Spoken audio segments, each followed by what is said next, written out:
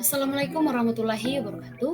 Perkenalkan, nama saya Jumiati, NIM 2103015018087 dari kelas PJKRE angkatan 2021. Saya dari Fakultas Ilmu Keolahragaan dan Kesehatan Universitas Negeri Makassar. Pada kesempatan kali ini, saya akan menjelaskan sedikit materi tentang dasar-dasar perkembangan motorik. Yang pertama, pengertian perkembangan motorik. Perkembangan adalah suatu proses pematangan majemuk yang berhubungan dengan aspek definisial, bentuk atau fungsi termasuk perubahan sosial dan emosi. Kemudian proses motorik adalah gerakan yang langsung melibatkan otot untuk bergerak dan proses persyarafan yang menjadikan seseorang mampu untuk menggerakkan anggota tubuhnya, tangan, kaki, serta anggota tubuh yang lain. Proses motorik adalah gerakan yang langsung melibatkan otot untuk bergerak dan proses persyarafan yang menjadikan seseorang mampu untuk menggerakkan anggota tubuhnya, tangan, kaki, serta anggota tubuh yang lain. Nah, jadi perkembangan motorik adalah suatu proses kemasakan motorik atau gerakan yang langsung melibatkan otot untuk bergerak dan proses persyarafan yang menjadikan seseorang mampu menggerakkan anggota tubuhnya. Yang kedua yaitu urutan perkembangan motorik. Pada masa perkembangan selama setahun pertama, ada 3 bulan yang sangat pesat perkembangannya, yaitu bulan ketiga, bulan ke-6, dan bulan ke-10. Pada bulan ketiga, ada beberapa kegiatan yang mulai tercatat.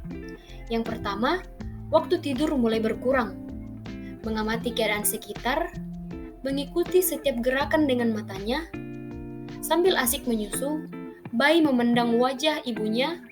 Saat itulah pertama kalinya bayi melakukan hubungan dengan orang lain.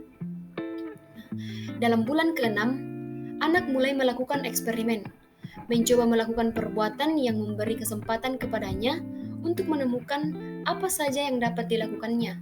Misalnya, menggerakkan jari pergelangan tangan, kaki, diangkat ke atas, mulai menarik sarung bantal, dan mengeluarkan suara nyaring, dan masih banyak lagi. Pada bulan ke-10, sudah jarang menangis, dapat mengucapkan kata-kata sekedar untuk menyatakan perasaan dan keinginannya, berusaha menjangkau benda-benda dan yang berada di dekatnya, belajar berdiri dengan bantuan orang lain, dan masih banyak lagi. Berikut ini urutan perkembangan motorik anak. Yang pertama bagian kepala, yang kedua bagian batang tubuh, yang ketiga tangan, dan yang keempat kaki.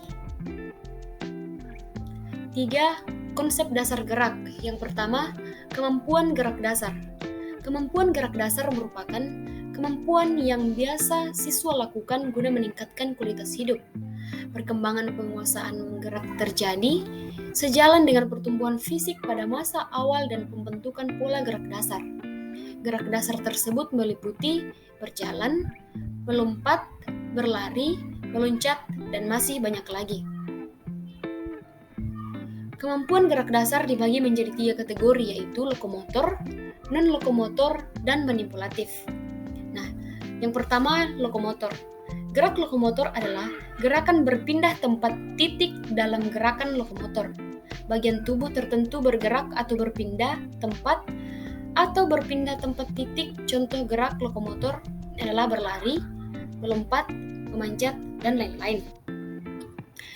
Yang kedua, gerak non-lokomotor. Gerak non-lokomotor adalah gerakan yang tidak disertai dengan perpindahan tempat. Contohnya, menekuk dan merenggang, mendorong dan menarik, dan lain-lain. Gerak manipulatif merupakan keterampilan gerak yang lebih banyak melibatkan tangan dan kaki. Contoh, melempar, memukul, menendang, menangkap, dan masih banyak lagi. Nah, yang ketiga, beberapa macam motorik. Yang pertama, motorik statis.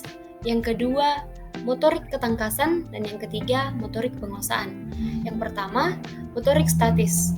Gerakan tubuh sebagai upaya untuk memperoleh keseimbangan, misalnya keserasian gerakan tangan dan kaki pada waktu sedang berjalan. Yang kedua, motorik ketangkasan. Nah, Motorik ketangkasan adalah gerakan untuk melaksanakan tindakan yang berwujud ketangkasan dan keterampilan, misalnya menangkap, melempar, dan lain-lain. Kemudian yang ketiga, motorik penguasaan. Motorik penguasaan ini adalah gerakan untuk mengendalikan otot-otot, perumahan muka, dan lain-lain. Nah, peranan motorik bagi perkembangan pribadi. Ketika anak masih bayi, anak belajar mengenal benda-benda yang dapat dijangkaunya melalui mulut dan tangan. Setelah anak pandai berjalan, makin luas ruang dan dapat dikuasainya, semakin banyak hal yang harus dikenalnya. Selanjutnya, bentuk-bentuk gerakan dikelompokkan menjadi 3. Yang pertama, gerakan instinktif. Nah, gerakan ini adalah kemampuan bertindak tepat, tidak mempergunakan pikiran, diperoleh sejak dilahirkan.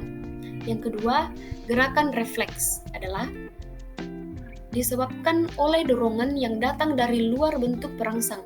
Perangsang itu menimbulkan reaksi seperti mata berkedip saat batuk atau salah telan muntah atau merasa pahit, dan masih banyak lagi.